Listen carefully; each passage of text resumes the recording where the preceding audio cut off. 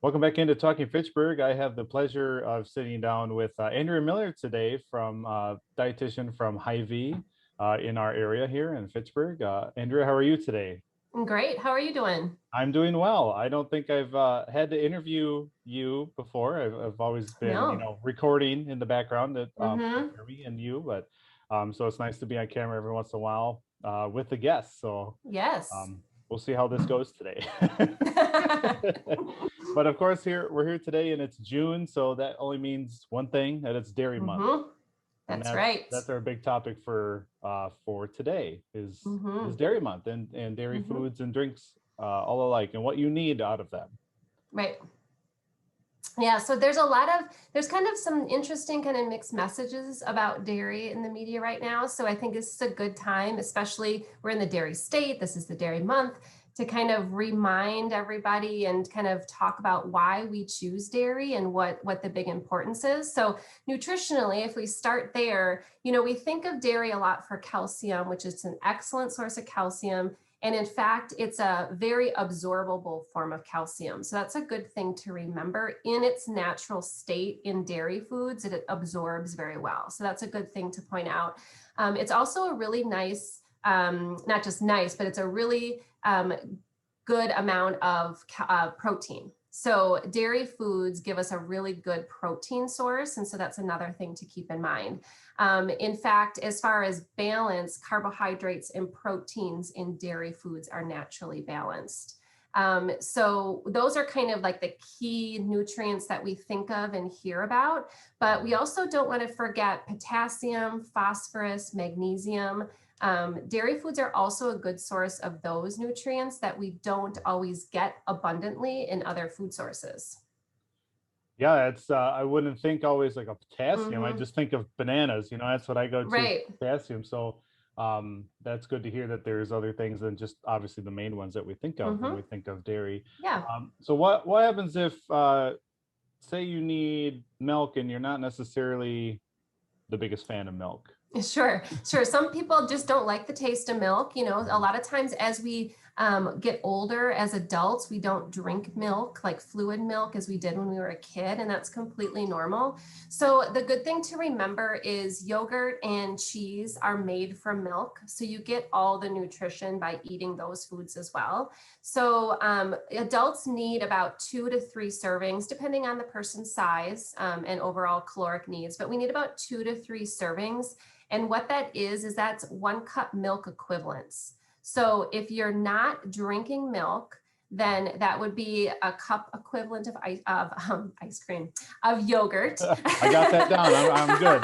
I'm good with that. That's a different category. Yeah. So a cup equivalent of yogurt, and then an ounce and a half, which is about, if you can picture 6 playing dice put together, that's about an ounce and a half Okay. of cheese. So it's a little bit more concentrated in cheese, but we get this, similar nutrition as in fluid milk.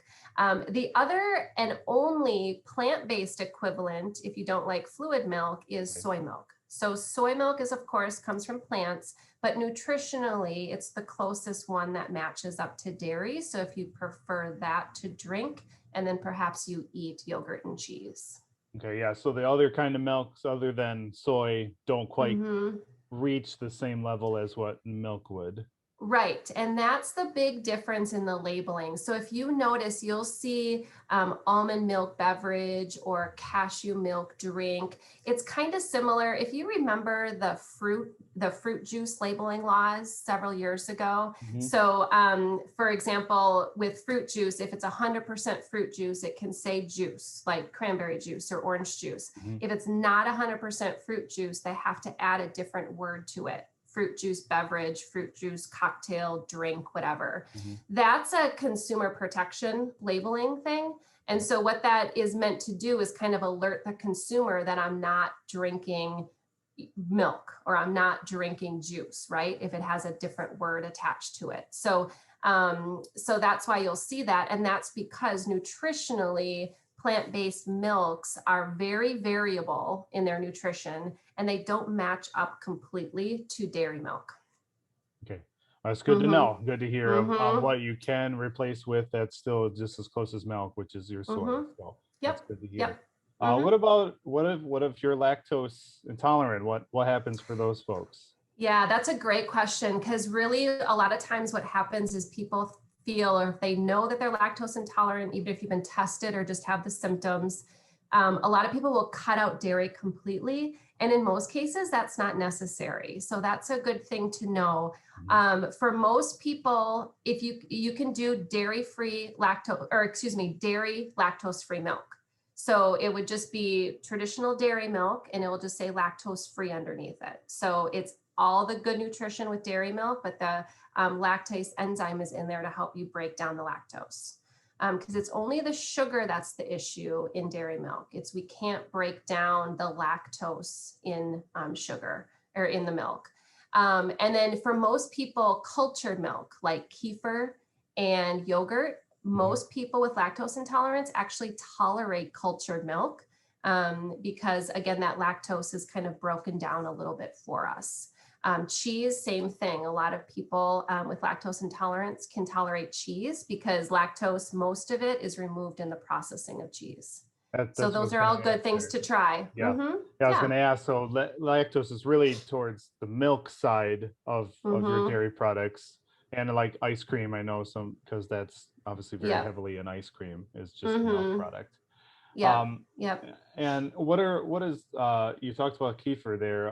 What Mm-hmm. is some labeling now that says ultra filtered? What does that Yeah. mean? So kefir is a cultured milk. Okay. Ultra filtered is conventional dairy milk that goes through an extra filtration process or kind of a different filtration process. And so what happens is, so it's a type. So there's different brands of ultra filtered milk. And what happens is it filters out some of the excess sugar. So it is lower in carbohydrate. It concentrates the protein. So there's 1.5 times of the amount of protein in a cup of milk. And actually, it's also lactose free. So they do add the lactase enzyme to help break it down. So you kind of get the best of both worlds. You get a little bit more nutrition. The calcium is even concentrated more in ultra Okay. filtered milk. And then you don't have the lactose. So that's a great option for somebody looking for lactose free, but still wants all the nutrition from dairy milk. Well, that's awesome. That's awesome to hear that there's another way here with this ultra Mm-hmm. filtered. So is that new? Is that a newer thing or? It's newer, yes. Fairlife is one main brand, and I think we Mhm. have an image of it. Yes. That's the main brand that we carry that has an ultra filtered line. All of their milk is ultra filtered. Okay. So that's the main brand out there, but I have seen other brands Yeah. have it. So we might be seeing more of it in the future.